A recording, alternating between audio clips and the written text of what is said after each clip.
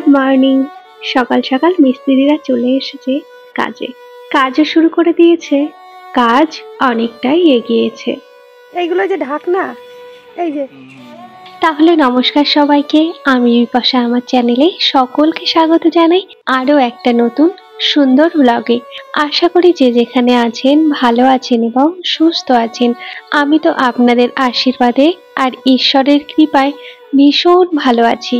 কাছে দূরে নতুন বা পুরনো যে সমস্ত বন্ধুরা আমার আজকের এই ভিডিওটা দেখছো, ভিডিওটা সম্পূর্ণ দেখার পর একটা লাইক দিয়ে চ্যানেলটা সাবস্ক্রাইব করে রাখার অনুরোধ রইল।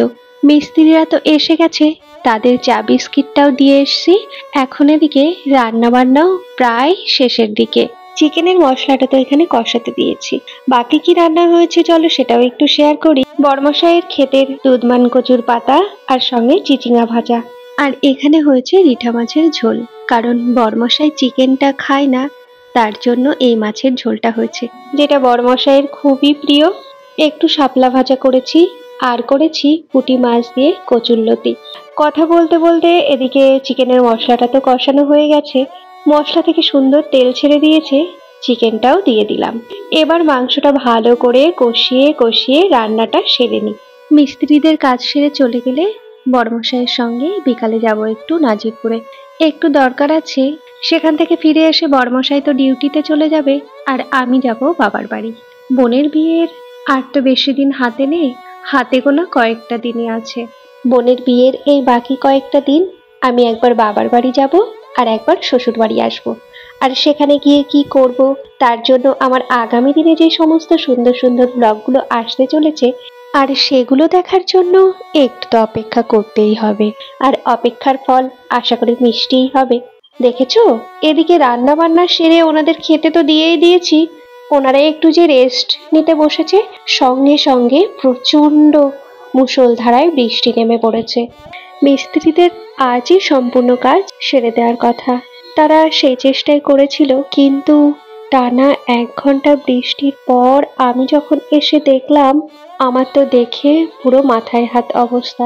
মিস্ত্রিরা কাজ করতে করতেই যখন বৃষ্টিটা শুরু হলো, বৃষ্টিতে ভিজে ভিজে ওনারাই তাঁবু দিয়ে প্লাস্টার দুটো ভালো করে ঢেকে দিয়েছে। আমার তো দেখে খারাপ লেগেইছে, কিন্তু যারা এই জিনিসটা তৈরি করলো তাদের আমার থেকে বেশি কষ্ট হয়েছে, কারণ ওনারা সেই সকাল থেকে একভাবেই কাজটা করছে। জানো তো, ওই ভাঙা অংশটা ঠিক করার জন্য ওনারা প্রাণপণ চেষ্টা করেছে, দিনরাত এক করে দিয়েছে বললেই চলে। ওই ভাঙা অংশটা কিছুতেই ঠিক করতে পারলো না, যতই সিমেন্ট বালি দিচ্ছে কিনা অমনি ভেঙে পড়ে যাচ্ছে।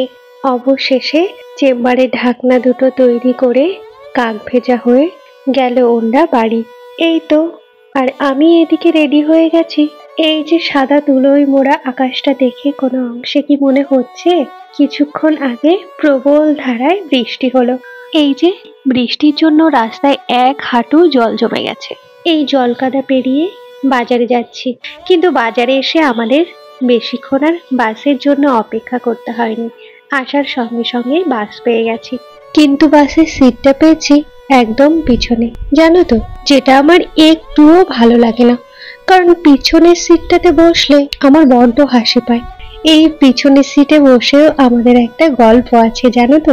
গল্পটা আমার আর বড়মশাইয়ের না, আমি আর আমার কাকিমাকে নিয়ে। সে না হয় অন্য একটা দিন বলবো। এদিকে গল্প করতে করতে চলে এসেছি নাজিরপুরে। যে কাজের জন্য এসেছিলাম সেই কাজটাও মিটেছে। সঙ্গে বড়মশাই বেশ কিছুদিনই বলছে তার কিছু শপিং করার আছে, সে শপিংও করে নিয়েছে, কিন্তু সেটা আর আমি ক্যামেরা বন্দি করতে পারিনি।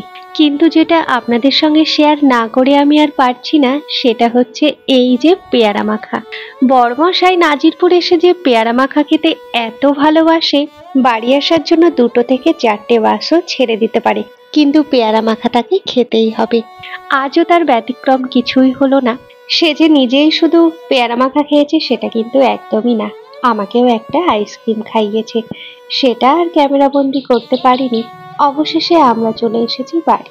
বাড়ি এসে বড়মশাইয়ের ব্যাগপত্র গুছিয়ে দিয়েছি, সে তো চলে গেছে ডিউটিতে, আমি তার পিছু পিছু চলে এসেছি বাবার বাড়ির উদ্দেশ্যে। তাহলে আজকের এই সম্পূর্ণ দিনটা তো আমার এভাবেই কেটে গেল। তোমাদের কেমন লাগলো অবশ্যই কমেন্টের মাধ্যমে জানিও।